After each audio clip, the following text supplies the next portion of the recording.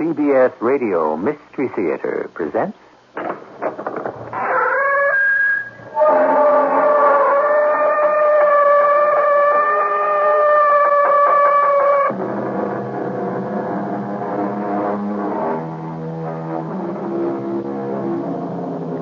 Come in. Welcome. I'm E.G. Marshall. Do you remember the old nursery rhyme... Punch and Judy went to town to see what they could see. A highwayman took all their clothes and hung them on a tree. They asked the farmer what to do. He said, "Do not complain." Punch and Judy turned around and went back home again. That was written 300 years ago. The story we're about to tell you happened yesterday. Our honeymoon's ruined. My husband was going to take me to the most expensive dinner in the city tonight. Now I can't go. Of course you can, Mrs. Connor. You just leave it to us folks in television. By the time we tell your story to the TV audience, you and your husband will be the most celebrated couple to hit the big city. But we have no money. Mr. Connor, getting robbed and your honeymoon is going to be the luckiest thing that ever happened to you.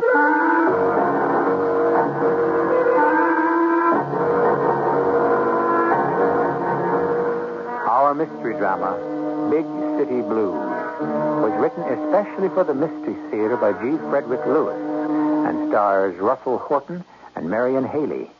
It is sponsored in part by Buick Motor Division and Sign-Off, the sinus medicines. I'll be back shortly with Act One.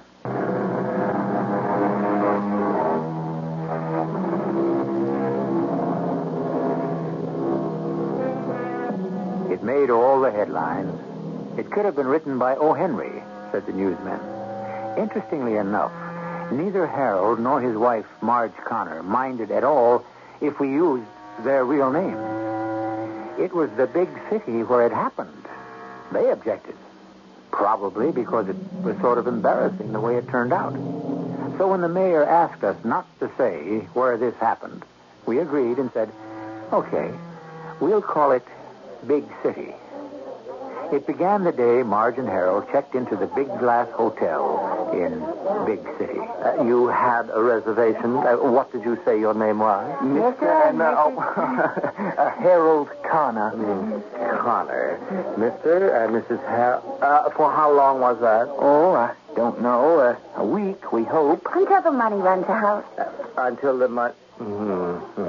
Connor. No, I don't seem to find the name. Is that Connor with a K or a C? With an H. H. Connor. The last name. The last name. Connor with a C. You don't have it? I made the reservation a month ago. You did, Harold. You didn't tell me. Didn't I? Oh, sure I did. But how could you be so sure I'd say yes? Oh, I knew. Well, I'm sorry, but How could you know? We'd waited for 3 years, baby face. Neither of us were getting any younger. Harold. I knew you'd have to give in and marry me sometime. Oh, you man, you're so sure of yourself. Well, I am sorry, sir, but we just don't seem to have any record. Jumping glory, Oski, you've got to. You come all this way. I telephoned directly from Barrows Point. You called from Barrows Point? Barrows Point, Maine. Well, did you send a deposit? What's that? I see. Well, I'm sorry, but we have got no room. We are full up. Oh, my. Oh, what a way to begin a honeymoon. Did you say honeymoon? Huh? Well, that puts an entirely different complexion on the matter. The honeymoon file. Oh, yes. Here we are, the honeymoon suite. Mr. and Mrs. Harold Connor. Well, happy honeymoon, folks. You'll find a bottle of champagne and a basket of fruit in your suite. Compliments of the management. Now, just sign the register here, Mr. Connor. Front! Oh, Harold, just look at the view of the city from this window.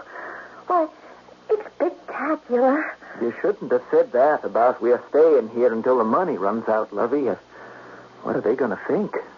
Well, how much money do we have for our honeymoon? We have enough. I don't want my little bride to worry herself about that. Well, Harold, you've got to stop talking to me as if I were a teenage bride. Lovey, baby face. I'm 28. So what?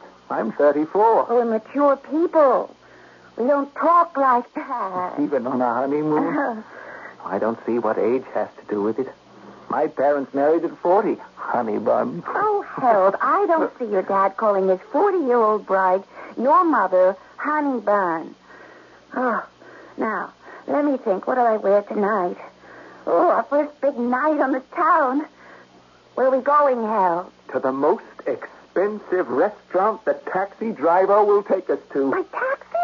A taxi cab? Oh, sure. Oh. That's what everybody does in big city. Yes, who is it? Telegram. A telegram for us? Who knows we're here? Just a minute. Well, I did tell a couple of the fellas at the lumber yard. You told a couple of... Oh, and my brother, too, of course. Boy, was he envious. Where you go on your honeymoon, Harold? It's supposed to be a secret. Telegram. I got a telegram for you. I don't think we ought to open the door. You know what they say? It could be anybody. Slip it under the door, will you? You have to sign for it. Mr. and Mrs. Harold Connor. Oh, it's all right. He knows our name. Mr. Connor? That's me. You sign here, please. Thanks. You don't happen to have a pencil on you, do you? No, I don't, Mr. Connor. But I have this. Oh, it's got a gun. Shall we go quietly back into your room, Mr. and Mrs. Connor, and shut the door? Hey, watch where you're pointing, Matt. What is this? Can't you guess? You're being robbed.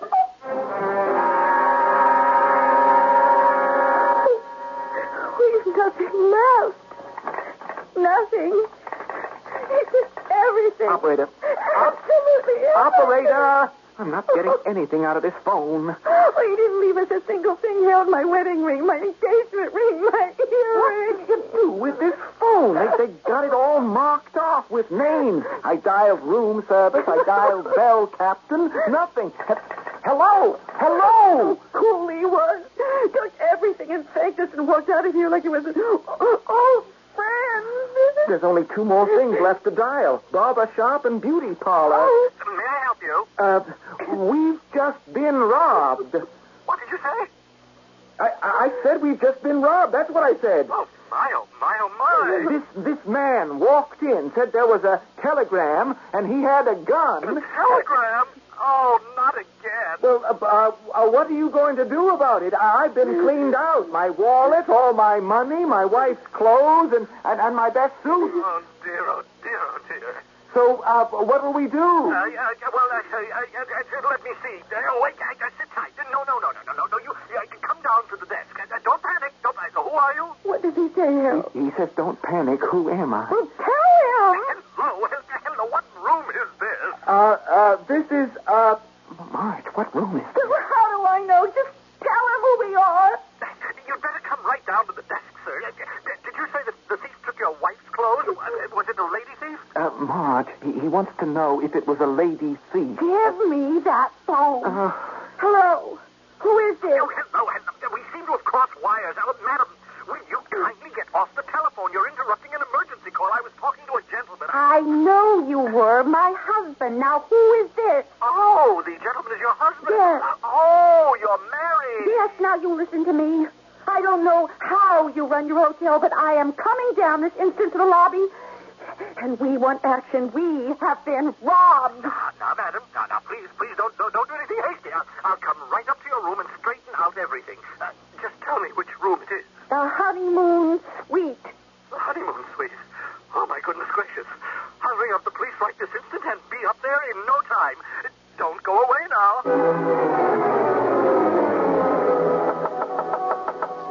May we come in? Who is it? It's the room clerk. Are you sure?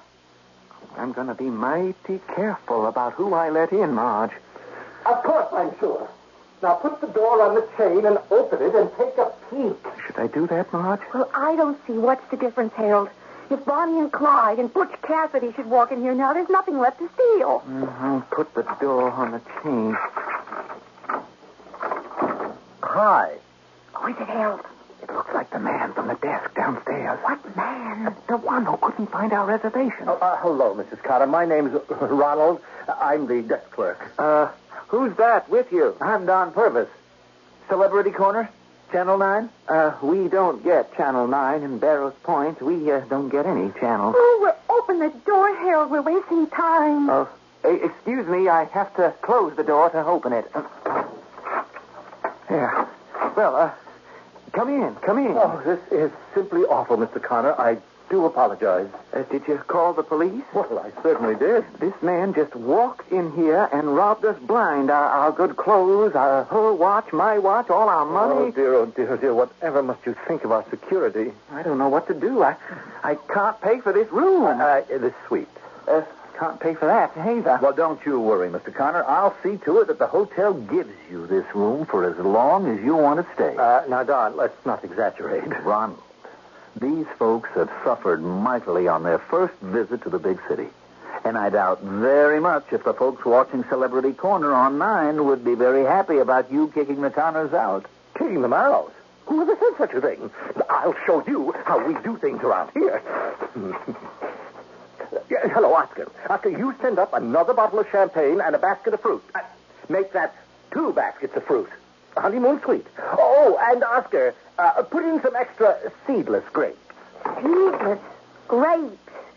Oh, Harold was going to take me to the most expensive dinner in the city. Now we can't go. Of course you can, honey. You just leave it to your Uncle Don. We of Channel 9, we do the news right, believe you me. By the time we've covered this story, and we'll cover it in depth, Harold and Marge, you will be the most celebrated couple ever to hit the big city. Dinner anywhere you want. But who's going to pick up the tab? Oh, you just don't know, Mr. Connor, how generous this big town can be. Getting robbed is going to be the luckiest thing that ever happened to you. Well, how anybody got a hold of your names and came up here is a complete mystery to me. I really must talk to Mr. Sheridan about that. Now, Marge, Harold, before the police show up with all their questions and so forth, I want you both to tell me a little about yourselves. Now, I can see by looking at you that you're celebrating your anniversary. Am I right? Now, which is it? The 5th or the 10th?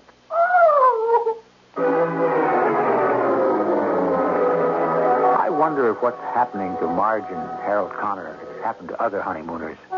It may have, but I hope not often. In this case, the plight of these unfortunate honeymooners so captured the imagination and compassion of the people of the big city that everyone wanted to help.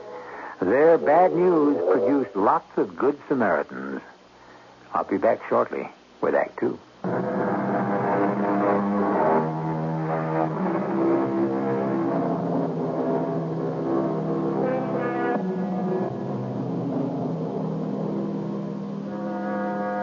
The action is just beginning for the honeymooners from the state of Maine. The police came and wanted to know, what did the robber look like? Marge said he was tall. Harold said he was short. Marge said he was young. Harold said he was old. The police shook their heads and sadly went their misinformed way. That evening, those who tuned into Celebrity Corner heard this. Good evening, good evening, good evening. This is Don Purvis, your purveyor of the perceptive, perfidious, perfumed, and performed. It's your old headline hunter, Don Purvis, host of Celebrity Corner, hangout of the famous and infamous. Tonight, our special guests are Marge and Harold Connor. Now, Marge, tell me, what are you doing in the big city? We're here on a honeymoon, Don. No kidding. And, Harold, where are you from? Barrows Point, Maine. Barrows Point, Maine. Think of that. All the way from Maine. And tell me, what made you pick big city for your honeymoon, Marge? We've always wanted to come here, Don. Yep. Folks up our way told us it's a great place to have fun. And it sure is. Marge, tell me, how have you been enjoying it so far? Well, I don't know, Don. This is our first night. We haven't seen much of big city yet. Well, Harold, what plans do you have for you two honeymooners? We don't have any more because, we don't have any money. You don't have any money? We don't have any clothes either, just what we've got on our back. No clothes? I can't talk about this anymore. I want to go home. Oh, jumping glory, Oskies. Now you've made her cry. Well, now, just wait. Now, Marge, tell me what's the matter. This man, he came into our hotel room this afternoon and stole everything. My wedding ring. Oh, honey. He made me take it off. I'd only worn it for a few. Ladies and gentlemen, those of you watching Celebrity Corner, what you are seeing is the complete, unvarnished, total, true truth. These youngsters, these folks came here to the big city with love and big dreams, and they were robbed. Now, are we who make this thriving metropolis our home going to let them return to Barrows Point, remembering that our town was the end of the line for them instead of the beginning of a wonderful life? Now, our telephone number is 555-1242. Call that number with charity in your hearts and unselfishness in your soul. Let us show these two lovely people from our sister state that we're all brothers, that indeed this can be Samaritan City and not the Sin City that it seems to them. This is Don Purvis, your host on Celebrity Corner, and bless you one and all, and a good, good night.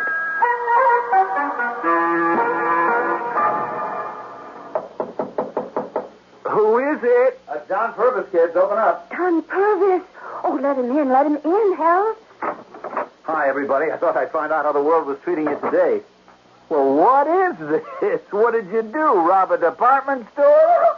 Don't say that, even in funny. This place looks like a warehouse. Well, folks have been sending us stuff since early this morning. Oh, isn't it wonderful? Folks we don't even know. Ah, but they do know you, Harold. And in another 24 hours, everybody in town will know you. You know, I picked up 5 more stations on account of last night's broadcast. Before the end of the week, you'll be getting stuff from all over the United States. It's on every wire service, the story, your pictures. Maybe even at home. We'll be in the point time. No, I wouldn't be surprised. Oh. What's that, Harold? Oh, Fenwick spin fly fishing tackle. Rod, gear.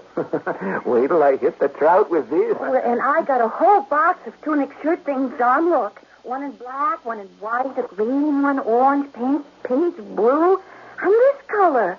Well, I don't even know what it is. Well, it's a lilac, I'd say. Oh. Light lavender. Oh, and they're all my size. Read the card, Marge. To Marge Connor, a fashion shirt for every day in the week. Happy honeymoon. How do you like this, Don? A sheepskin pistol case with a pistol in it. The card says, the next guy who tries to get funny with you, give him a shot of this. Hey, and what's this? A goldfish bowl? With 5 goldfish. Kind of funny looking. They all turn around and look at me when I get close. I don't know. I wouldn't put my finger in there if I were you. They look like piranhas to me. And someone sent us 2 tickets to a jail game tonight. What? Yes, look at these, Don. What's a jail game? That's high-lie. It's like handball played with baskets. It's real fast. You'll love it. Well, and a concert tomorrow at the Abraham Lincoln Center. And a free pass to the top of the big city sky room and a free lunch. What else? Oh, 2 tickets to a helicopter ride. And just wait till you see this, Don. I'll be right back. I put it on the bed. Over there, 3 matching suitcases, real leather. I felt them. And in the bedroom, a whole slew of jackets and pants and shirts and ties. And you know what? Even pajamas. Well, what do you think? Turn around, honey. Hey, that is some fur coat. Well, now, kids, it's time for business. I've set it up with the Channel 9 camera crew, and they're on their way. First, I think we'll reenact this whole scene. I come in, you show me the presents, and so on and so on. Then... You're going to put us on television again, Don? Tonight, I want to show the folks out in TV land the results of their generosity. I'll be better tonight. I won't cry. That's probably them now. Come on in, boys. Well, here's our friend Ron from the front desk with a whopping big dog and a leash. I brought up 2 more presents for you. Whoa! Wait up. Take this box, will you, Don, before I drop it? A doggy! Yes, a Doberman Pinscher. It's a present from the National Kennel Club. Their card says that... Here. For your protection, a man's best friend. I'll close the door so you can let him run around. Oh, here, doggy. And that big box, Don, just put on the coffee table, that's for you folks, too. A full set of china. Service for 8, I think. Well, let me see. Oh, dishes. We don't have to buy any. Oh, Don, I tell you, it's been some morning. It's just incredible. Isn't that sweet? The card says service for 8 for a lifetime of good eating for the honeymoon couple and a big family. They expect us to have 6 kids? Well, there's a crowd of reporters down there you wouldn't believe. The lobby is a madhouse. Well, who's complaining? I'll tell you what, Ron. First, I want my crew here to get this for tonight's show. Then we'll let those newspaper scavengers come up for their scraps. Well, is it all right if I stay up here while you're taping? Well, why not? But why? Well, I'd like to make just a wee statement as to how this generous hotel management is permitting the Connors to remain in the honeymoon suite without charge for the rest of the week. Oh, Ben, glory, Osties, the dog's busted all the dishes. Stop that soup!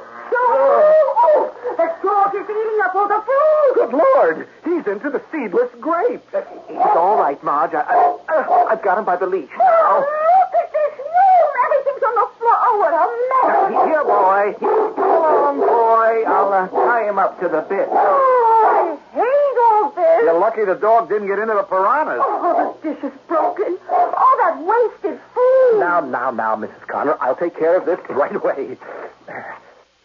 I wonder what's keeping my crew. Oh, hello, Oscar. This is Ron. Send up another fruit basket to the honeymoon suite. Mostly seedless grapes. You heard me. I said grapes. Say, Bob, what's all this? Sir? All those flags everywhere. Oh. Do you notice they're all the same? Yes, well, we do that when a dignitary visits the hotel. That's our flag. State of Maine. Oh, you recognized it. 3 dozen of them, 36. Yeah. All in honor of our guest. Yes, your guests, Marge and Harold Connor. Yes. Oh, lovely people. You know them? I'd like to see them. Well, I'm afraid that's not possible, sir. The Connors aren't in right now. Oh, no? Where are they? Well, let me see what time it is. It's 11 o'clock. Well, in just half an hour, they're at a little ceremony at the mayor's mansion. Keys to the city, you know. Ceremony at the mayor's. Well. Oh, they are lovely, deserving people. After what they've been through. Well, I think I'll get myself over there. Well, just for the record, could I have your name, sir? Augustus. Chief Augustus of the Barris Point Police Force. Barris Point? Well, that's where the Connors come from. They sure do. Well, then you must know them, Chief. I sure do. Do you mind my seeing your badge? I mean, you being in plain clothes. You know how people try to fool you. How's this? And I need not emphasize that we in the big city pride ourselves on treating every visitor, every stranger, as if he were a neighbor. That is what has made our big city big. The B stands for big heart and brotherhood. And we are all brothers. The I for impetuousness, and that we are. And the G for goodwill. So, without further ado, on behalf of... This is Don Purvis again. You're watching the ceremony at the mayor's mansion on the occasion of making our honeymooners welcome. Margaret, yes, Margaret. Mrs. Connor is wearing a lilac tunic and matching slacks. Harold Connor. Mr. Connor is wearing a brand new sheepskin jacket. There to present you both with the And the key is now being handed over to... Oh, Mr. Connor dropped the key, but he quickly picks it up. And there goes the sanitation department band playing Hail to the Mayor. Excuse me, Bob. Can I get by? I don't know where you can get to. The police have cordoned off the whole area. Nobody can get through until the guests of honor are back in the city limousine. Where are they going? Back to the hotel. They're going to plant a Maine pine tree in the park, but that's at 2 this afternoon. There goes the limousine now. There they go. What's that? What's that badge you're flashing? I'm a chief of police at Barris Point. And I have a warrant here for the arrest of Harold Connor. You have what? Wait, hold it a minute. They're cutting me in for a closing announcement. And that's the way it is today, folks. This is Don Purvis at the Mayor's Mansion. I return you now to Channel 9. Oh, back at the old hotel. Good to put my tail down and my feet up. Imagine the mayor himself. Oh, it's a pretty big key, isn't it? Effie? It's the most exciting thing, Harold, that's ever happened to me. I bet the folks in Bell's Point just won't believe it. They'll be so envious. Especially your brother. Maybe. Don't know why, though. He's Got a good job at home. Everyone respects him. Oh, he was always jealous of you, even in school, remember? I try not to. I hope they're not bringing us another dog. I'll go. Hello, Don. Wasn't that exciting at the mayor's? Come on in. And Augustus. Augustus Connor, we were just talking about you. Howdy, Harold. Oh, this is a nice surprise, Augustus. Did you come all the way down here to see us? Harold, I just found out myself that the chief of police is your own brother. Of all the coincidences, it's amazing. Augustus, we were just this minute talking about you, and you walk in. Yeah, I'm not here on a pleasure trip. Mr. Purvis has just taken me to the local precinct, so we can have you placed under arrest, Harold. Brought back to Barris Point. Arrest me? What for? Augustus, if this is some kind of a joke, I don't like it. It's no joke. It's for passing a bum check. That's the charge. Augustus, you must be crazy. Yeah, your check, your signature, no money in the bank. When I left Barris Point, the bank said more were coming in. Don, can you do something? Mrs. Connor, don't ask me. I feel like a fool. I should have guessed. Guess what? You don't believe this? How do I even know you were robbed? You could have come up here with empty suitcases, and who would know? I should have listened to my sixth sense. Don, I thought you were a friend. Mr. and Mrs. Connor. Connor, the con artist. Man, oh man, you sure conned the big city.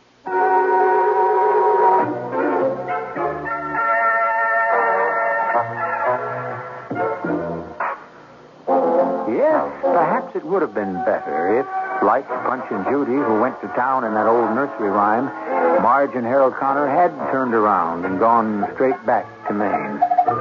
Can it be that Harold is wanted back home on bad check charges? Or is it all a mistake? True or false, one way or the other? We'll find out when I return shortly with Act 3.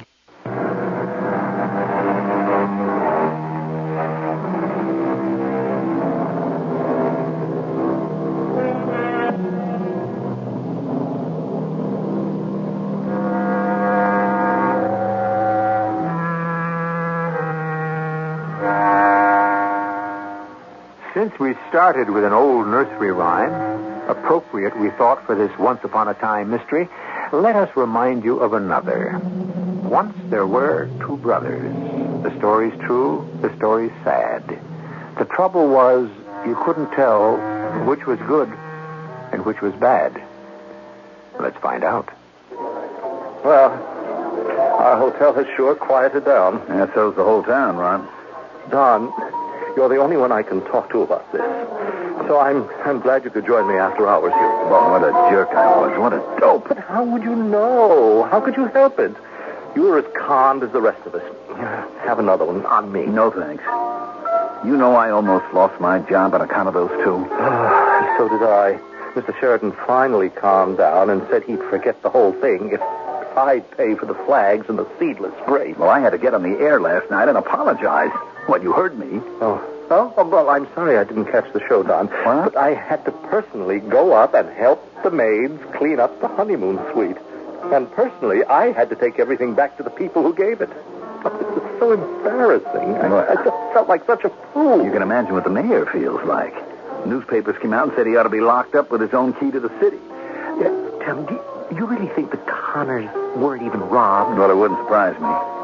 They couldn't even get together on a description of the thief. Was he fat, thin, tall, short, young, old? I mean, that alone should have wised me up. Well, it must have been hard for that chief of police, to come down here and arrest his own brother. You know what my assignment is now, Ron? They're taking me off Celebrity Corner until Harold Connor is convicted and the air is cleared. I don't understand. I have to go up there to this Barrows Point, all the way up to Maine, and cover the trial of that one-horse crook in that one-horse town myself. It's like adding insult to injury. Me, Don Purvis, like some stringer for the network. Boy, some come down. When are you going up, Don? Well, the trial's Tuesday. I thought I'd get up there on Monday. That's when I have to go, too. You? Mm-hmm. I'm supposed to contact a local lawyer and sue the Connors for the rent that they didn't pay here. I said to Mr. Sheridan, do we really have to? Nobody was booked into the honeymoon suite that week anyway. No, he said to me. It's a matter of principle, Ronald. So, why don't we go up to Barrow's Point together? Why not?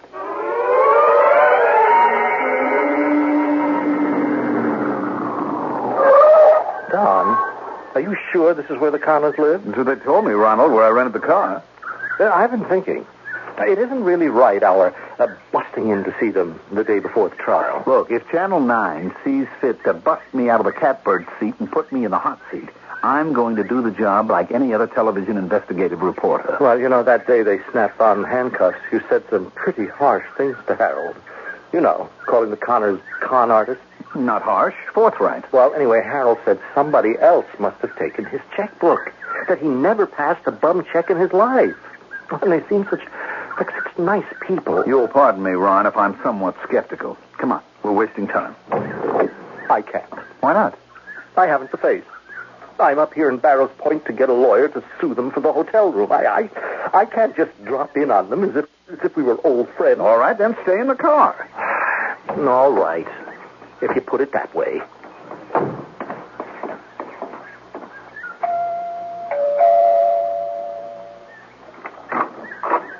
It's Don Purvis.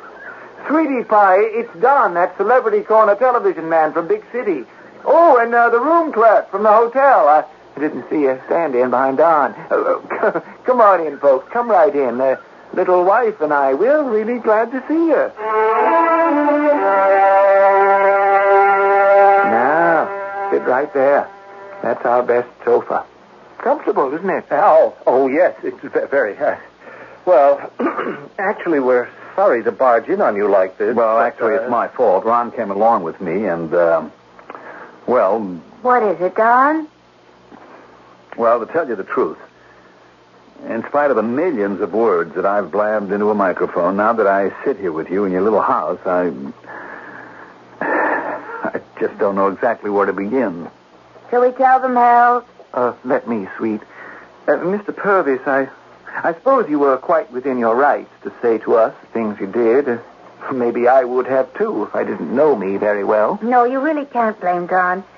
Everything seemed to point to us. Well, speaking personally, I was always sure there was some explanation. I never really doubted your integrity. Is there some explanation, Harold? Well, I can only guess at the explanation, or what the lawyer calls the motivation. Well, what's the truth? Can you tell me that? And the truth is just what I said it was when we were hustled out of Big City.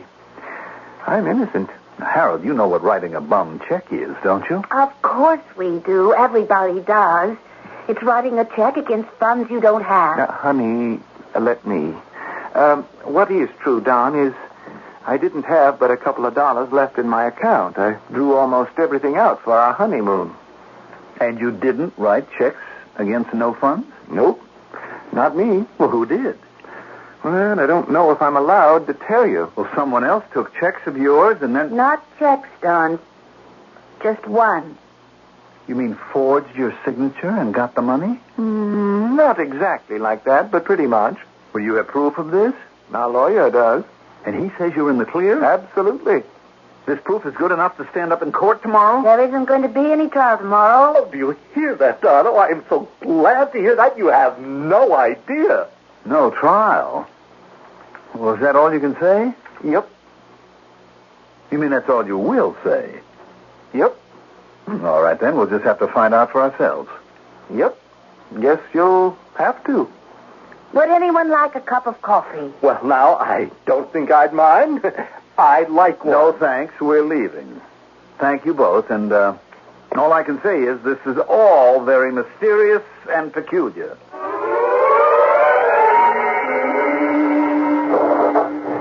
Don Purvis, I don't understand you at all. Why were you so short with the Connors? Why get so hot under the collar and duck out all of a sudden? They're in the clear. They're innocent. Yes, so they say.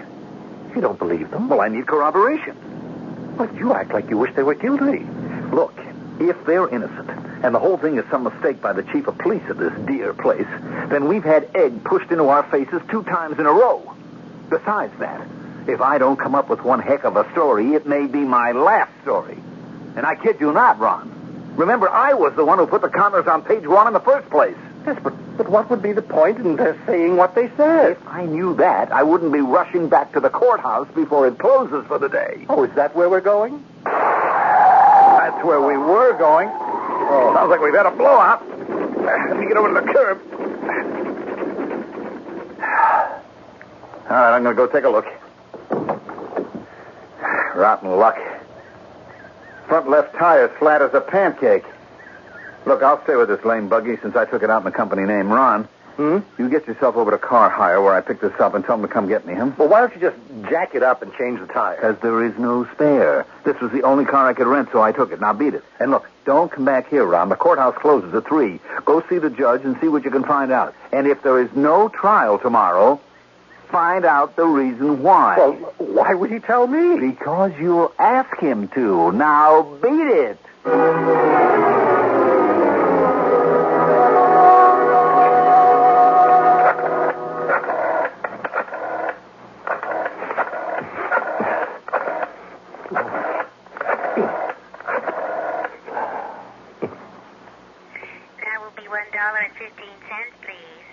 Did you say $1.15? That's what I said. $1.15, please. Operator, I only have quarters on me. I'm sorry. I'm unable to give you any change. But if I put 5 quarters in, the telephone company will owe me a dime. What can I do about it? Well, how about you returning me the dime I put in to get you in the first place, and then I'll owe you $1.25. The charge is $1.15, not $1.25. We could mail you the difference. But think of the postage you'll save if you do it my way. Do you wish to complete this long-distance call, or don't you, sir? No, don't you understand what I'm saying? Yes or no, sir? Oh, forget it. If you wish to cancel the call, you'll have to hang up, sir. No, I don't mean that. Here's your money.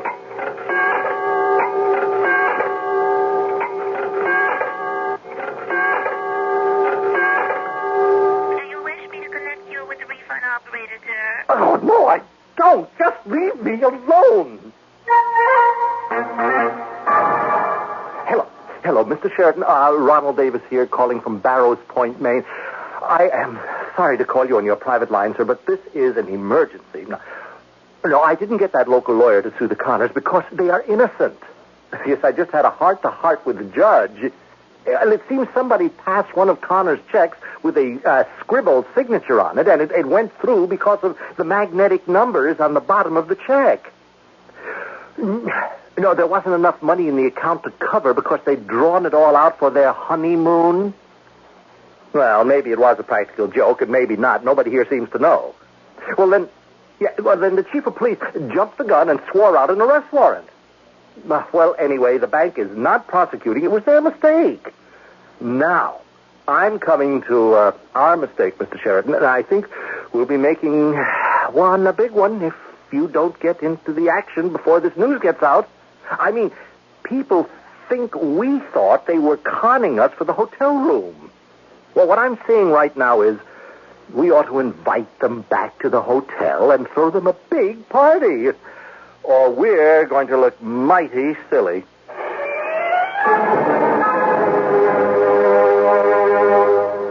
This is Don Purvis speaking to you from the courthouse steps in Barrows Point, Maine. Now, let me begin by admitting to you that my face is plenty red. And there are many of us who should be just as embarrassed when they learn the truth. Today, Tuesday the 3rd, should have been the trial of Harold Connor on charges of passing a bad check. Now, all along, Mr. Connor has protested his innocence.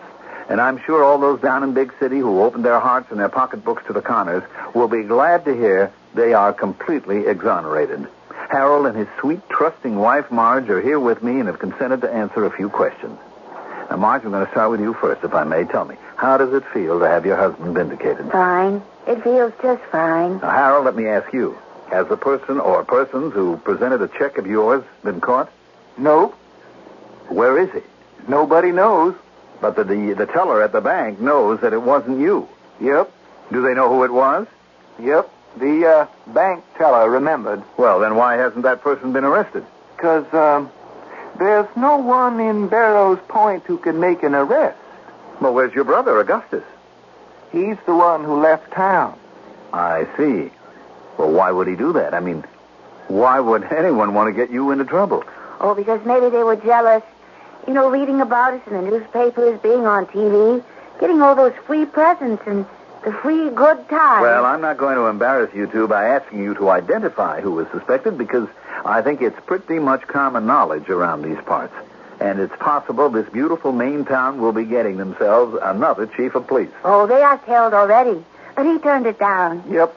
Lumber is my line. Mr. and Mrs. Connor, on behalf of all those watching this interview, may I ask you to please come back to Big City so that we can show you how much we really love you and admire you. Well, I must say Mr. Purvis, it's been a real pleasure meeting up with all those fine folk in your hometown, but I think one visit was enough. Right, Poopsie? Right, Poopsie.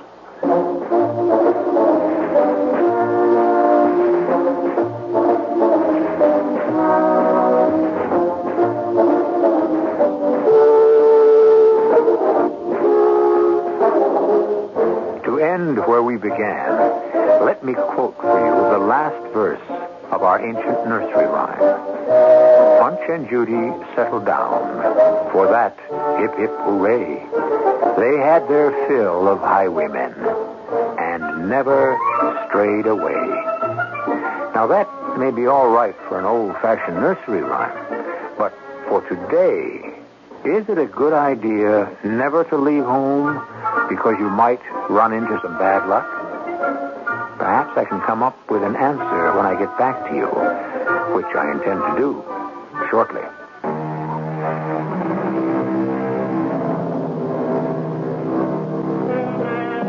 There is an old saw that tells us the grass is always greener elsewhere and to beware. True, the lights of any big city are fascinating to most folks. But we're not saying don't visit new places. We're saying that real warm and friendly folk are everywhere. So, no matter what happens, or could, isn't it worth it to see what's going on the other side of the mountain? For who knows what treasure you might find there? What new experience just waiting to be discovered? Our cast included Russell Horton, Marion Haley, Earl Hammond, and Mandel Kramer. The entire production was under the direction of Hyman Brown. And now, a preview of our next tale. Those people will kill me, Rudy. Well, they shall do no such thing. How can you say that? Because I shall go to the district attorney. They'll kill you, too. Well, I shan't permit any hoodlum to push my brother around. But the money means nothing to you. In the immortal words of Charles Goodloe Harper, millions for defense, but not 1 cent for tribute.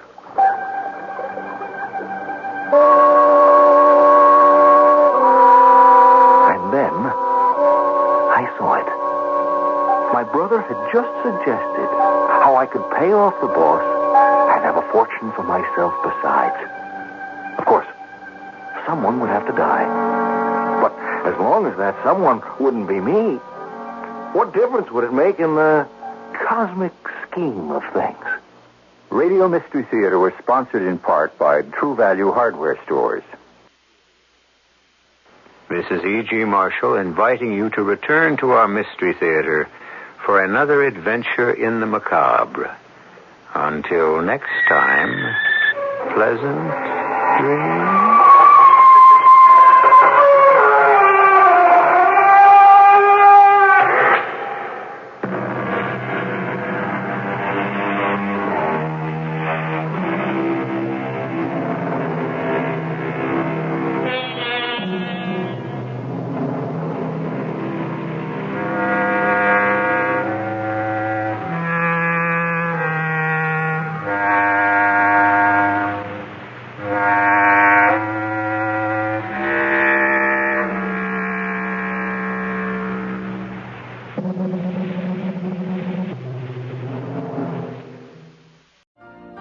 You've been listening to the OTR Gold Network.